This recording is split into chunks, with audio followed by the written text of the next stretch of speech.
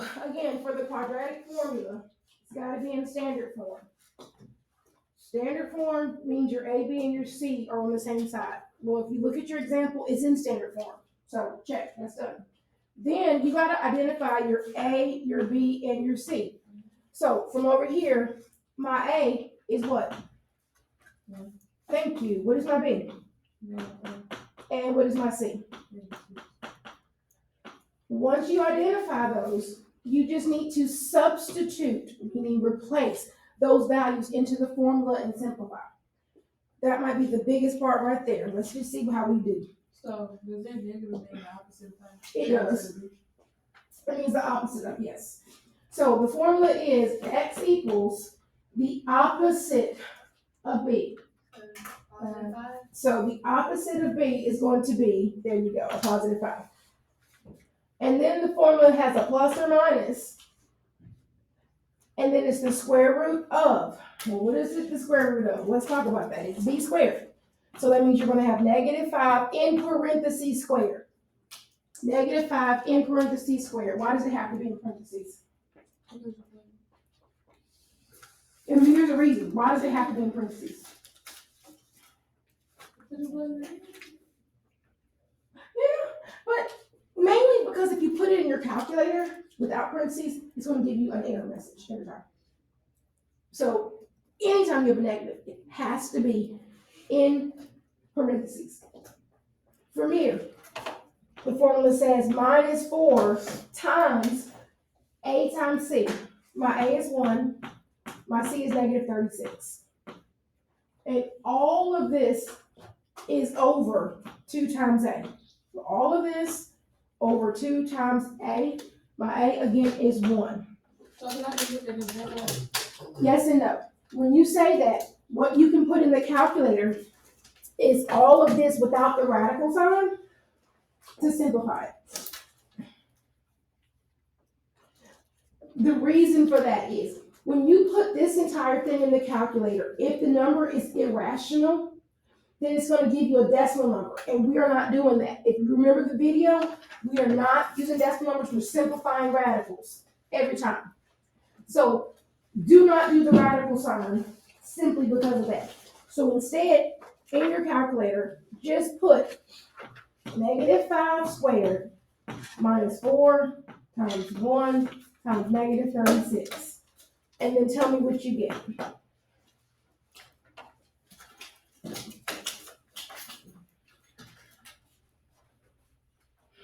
I need my glasses. That's how you I go look can't at. see. Oh, you ain't got your glasses. Yeah. You need to do what Miss Young do. Keep your pair in your desk. I mean, I have them on my. Okay, right here. I just feel like putting them on. But my eyes kept like watering and crap. So I got 169.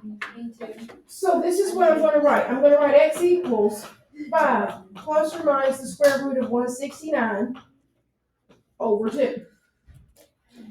The reason I'm doing this is because if you ever get a number in here that is not a perfect square, it is. It is. It'll give you a decimal number. So that's the only reason why I like to write this down first. The square root of 169 though is 13.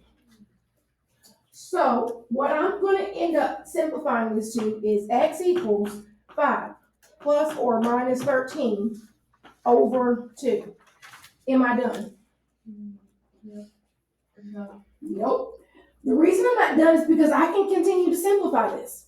You know that plus or minus means 2 separate things. So I come over here and I'm going to split it. I'm going to have 5 plus 13 divided by 2 and 5 minus 13 divided by 2. Here's the catch. If you put it in the calculator, you have to tell the calculator to do the top first and divide by the bottom. If you don't, the calculator is going to do the whole thing in order of operations and give you a wrong answer. So this, see, in your calculators, is 9. Let's give you negative 2, which is negative 4. My 2 answers are x equals 9 and negative 4. Order doesn't matter. What? What do you mean? You said what, so you gotta tell me what you're referring to. Are you referring to what I wrote in red right here? No. Sorry. What I had in stuff black? because you went all over the place for a second. I showed all the work. You could do the whole thing in your calculator. So like in your calculator, you could say 5 plus 13 equals 18, and then divide by 2, you get 9. So you don't have to write it all down. I just wrote it down because I want you to see where I was getting the numbers from. Tell me what you're thinking. So far, so good? All right. We're going to do some where you get a perfect square, and we're going to do some where you don't get a perfect square. So come to number 1. Let's look at number 1. This is going to be a perfect square. Definitely want to do this one. Oh, I want to do number 3 because it's missing the b value, so I want to do that one as well. Let's see. And do I want to do 5 or do I want to do 6? Yep, because it has a negative. I want to do 5. After that, we got to do one where it's irrational. So here we go. First step, standard form. When I write this in standard form, I'm bringing over the 20. So it becomes negative, inverse operation. I got a negative 20. Now I can identify my A, B, and C. My A is 1, my B is negative 8, and my C is negative 20. I come over here to write down my formula. My formula is x equals the opposite of b plus or minus the square root of b squared minus 4 times a times c all over 2 times a. Here, remember I'm putting the opposite of b. So what do I put? 8. Thank you. I put a positive 8. Then I got plus or minus the square root of b squared, which is negative 8, minus 4 times 1 times negative 20, all over 2 times 1. And now in my calculator, I'm going to put negative 8 squared minus 4 times 1 times negative 20.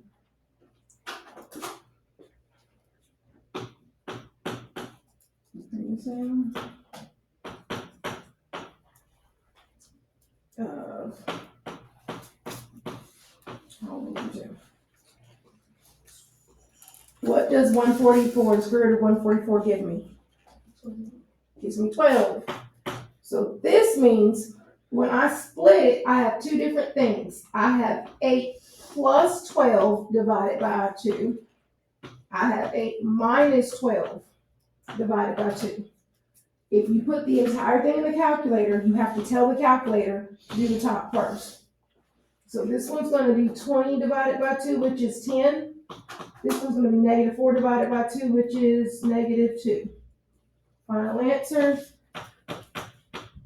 10, negative 2.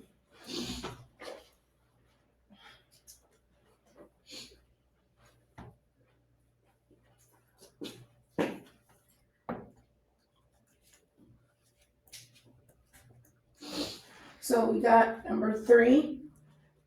Is it in standard form already? Yes, it's not having to be. Thank you. It's in standard. Even though it doesn't have to be, it's in standard. Every year I do this, I always recall there's always going to be like one student that says, Ms. Prister, if this doesn't have a B term, can we do square roots method? Not everybody remembers that, but I always have somebody, and I'm like, yes, you can.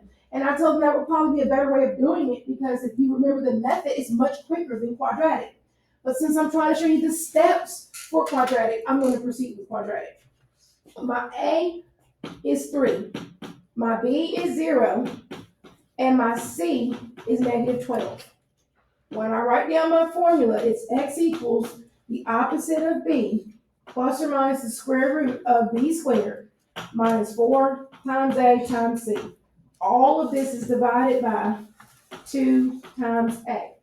I like to say the formula because hopefully the repetition helps you remember it. Well, the opposite of b, y'all, that's just 0 because there's no negative 0. And then I have 0 squared minus 4 times 3 times negative 12 divided by 2 times 3. When I simplify this, I get x equals, you don't have to write the 0. At this point, you could just write the plus or minus sign. You don't have to write the 0. I'm just telling you that so that you can skip this step, but I'm writing it so that I don't confuse anybody initially. I have my plus or minus sign, and then I'm going to have the square root of what is in the calculator 0 squared, which I'm just not putting 0 squared in there because we know that's nothing. But I got negative 4 times A times C. Oh, I got the same thing. I got 144 again. You know what happens here? This becomes 12. So I have x equals plus or minus 12 divided by 6. Can you just do 12 divided by 6 and then negative 12 divided by 6? That's exactly what I was going to do. 12 divided by 6. Negative 12 divided by 6. Final answer.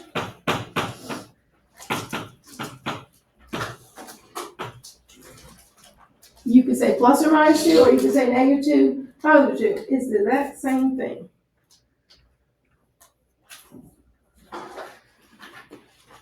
Okay. One more, and then we got to do an irrational number. And here, is it in standard form already? Yep. So I got A is negative 1, B is negative 10, and C is negative 21.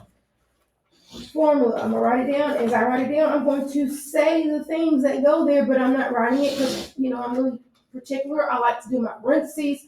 I like to do color code and all that. So the opposite of B is what I'm going to put here, plus or minus square root of B squared minus 4 times A times C, all divided by 2 times A. And now when I substitute my values in, the opposite of B is 10. Because remember, it was negative 10, so we change it. Here, I put it as a negative 10. My A is negative 1. My C is negative 21. And then at the bottom, I put a negative 1 as well. So from here, I'm simplifying this to x equals 10 plus or minus. Well, let's see what I get when I do this.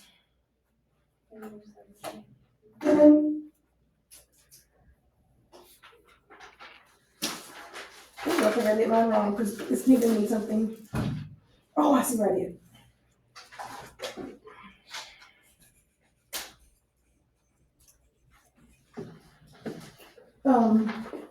Did you get the square root of 16?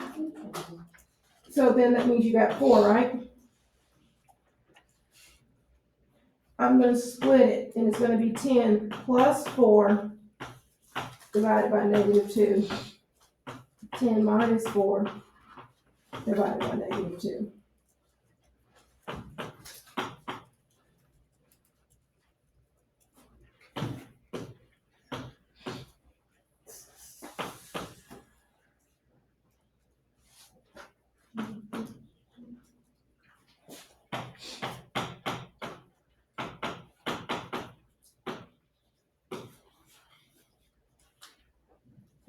Yes, ma'am.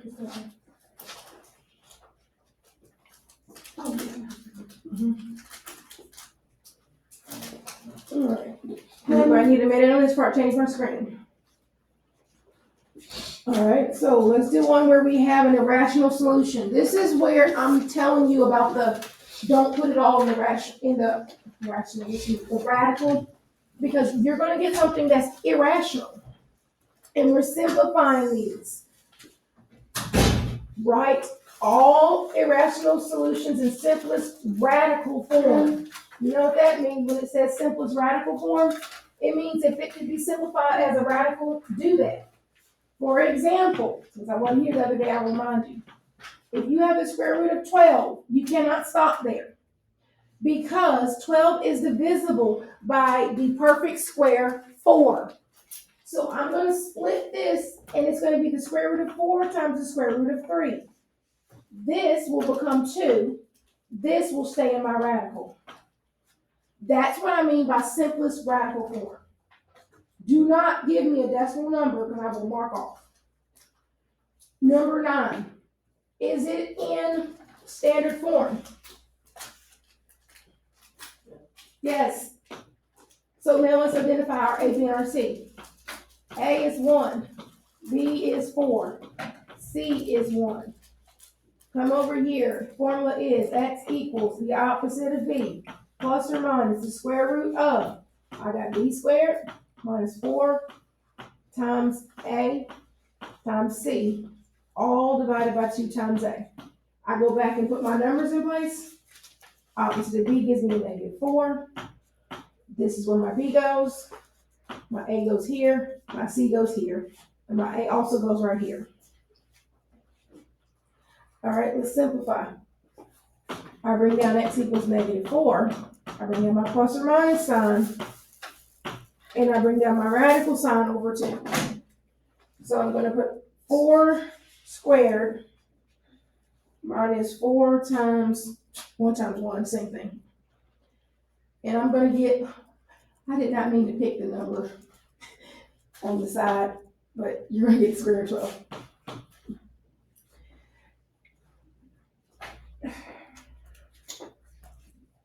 This is an example of where I want you to simplify it in simplest radical form, which means that 12, if you recall, over here, is going to become 2 times the square root of 3. So this, I'm going to mark out and write 2 times the square root of 3, and now let's split it. I don't have that much room over here, so now I'm going to come underneath it and write it. I have negative 4 plus 2 times the square root of 3 over 2. And then I have negative 4 minus 2 times the square root over 2. Do you know what you can do?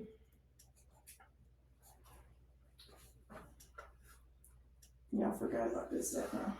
Do you divide or try to simplify How did you your get there? number Yes. outside? Okay. You do. You simplify because the number 2 here can go into both of those. Now, go back to you, Ryan. I'm sorry. How did I get 2 times the square root of 3? Yeah. Okay, so the square root of 12 is not a perfect square, but it can be simplified because it is divisible by a perfect square.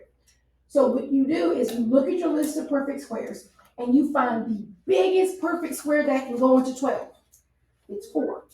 So that means it's the square root of 4 times the square root of 3, because 4 times 3 is 12. The number here, being a perfect square, will simplify to 2.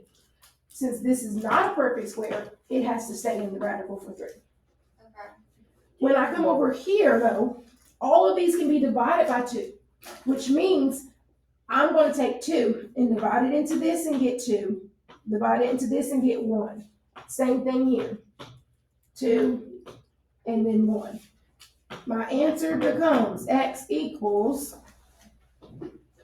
2 plus 1 times the square root of 3. Oh, I didn't mean to say 2, I meant to say negative 2. And then negative 2 minus 1 times the square root of 3. One thing I am really particular about is I don't necessarily want to see the 1 there. But I wrote it there so you would know where it went to, but it's not necessary. But if you write the one when you don't know. Nope, I will not. Hold on, wait a minute. You write it as Yeah, one. give me some more stuff. Give me some more stuff. You know what? I think I'll be okay with that. Kelsey said, can we do the plus or minus instead? Yeah, because let me see. Over here, I'll write it. It's the same thing as negative 2 plus or minus 1 times the square root of 3. I'll take that. It's a lot shorter. Oh, and let me, I forgot. Y'all want to put that 1 there, so put that 1 there. Y'all love that 1. You can have to do a whole number. I'm going to do one more, yes. These are just the ones where your answers are not as pretty.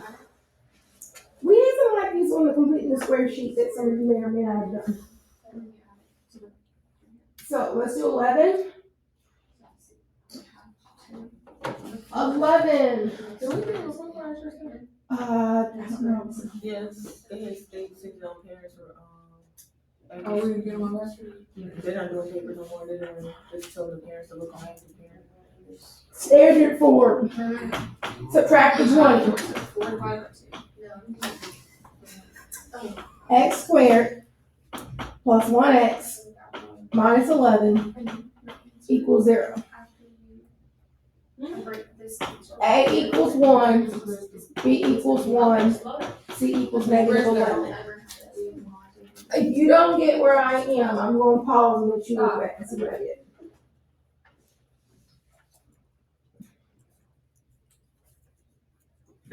I do it first. I may do it pass. Go ahead.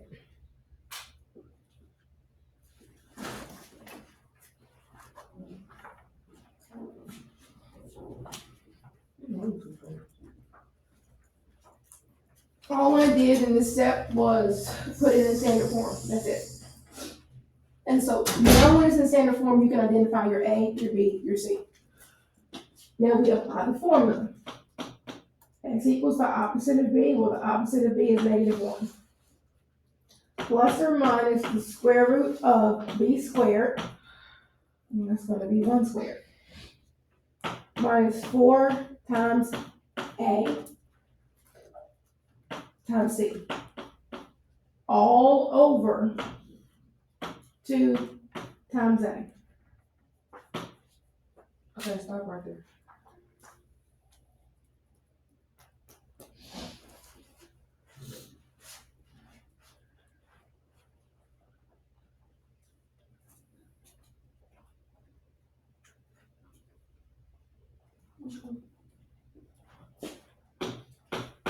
Come on, let's ready to simplify. I'm gonna put this in my calculator. Give you time to catch up. I really hate to use that on this side. I'm sorry.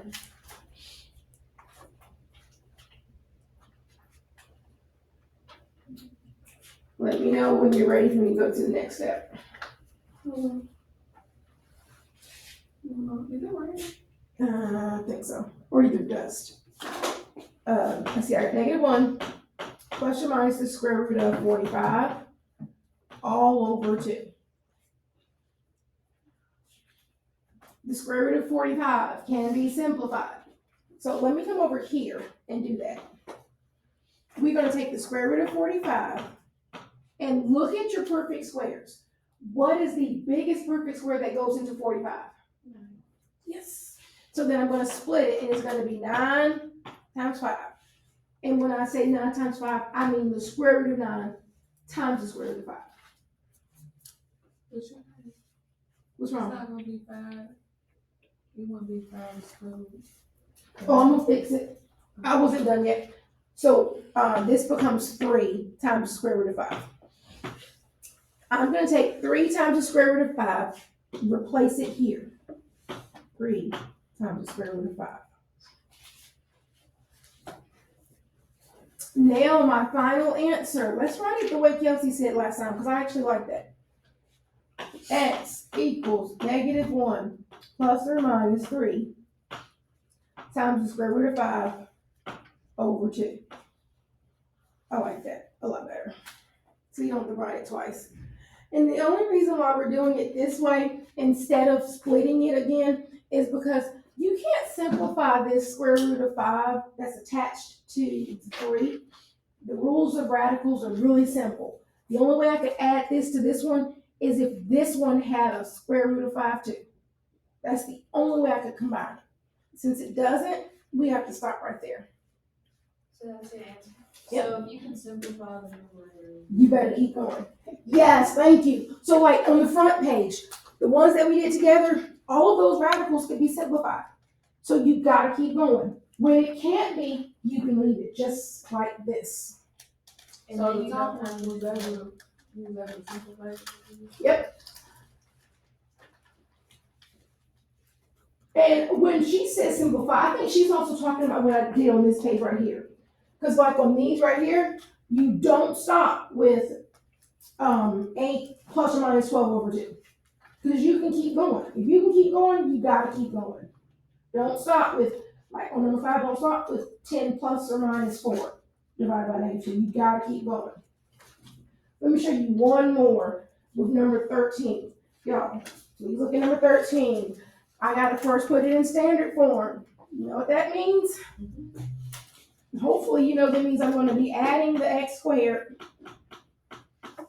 and I'm gonna be subtracting the 8x. 1 plus 1 is 2, so I have 2x squared. Minus 8x plus 3 equals 0. Look at that, process that, and make sure you did not take 3 minus 8 because they are not like terms.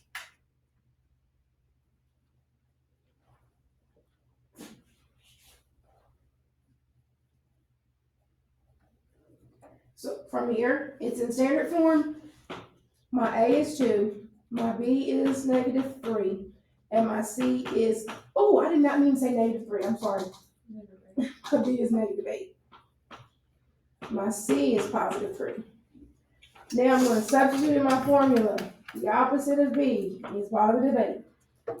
Plus or minus the square root of B squared, and it's going to be -8 squared minus 4 times A times C. 4 times 2 times 3.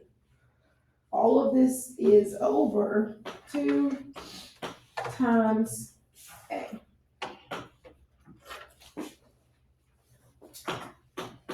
I'm going to put this in my calculator because I don't know what that is. -8 squared minus 4 times 2 times 3.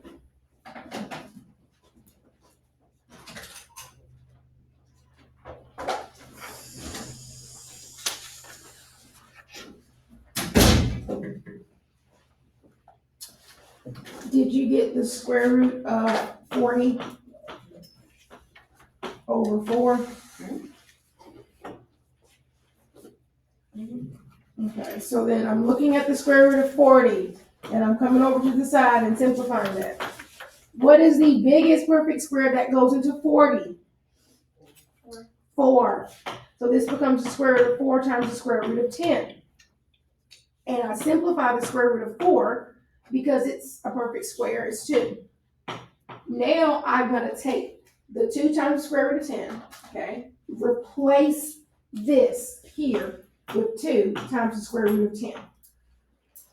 Let's make this a lot cleaner. I'm cleaning this up. What I now have is x equals 8 plus or minus 2 times the square root of 10 all over 4. I'm not done. It looks like I'm done, but I'm not done. Okay, so because I'm not done, I'm going to look at my numbers to see what can all these be divided by. 2. Divided by this by 2, I get 4. This by 2 gives me 1. This by 2 gives me 2. So my final answer is going to be x equals 4 plus or minus 1 times the square root of 10 over 2. If you leave it like this here, I will only take off 1 point. If you leave it like what I have in red, I will only take off 1 point. That's it.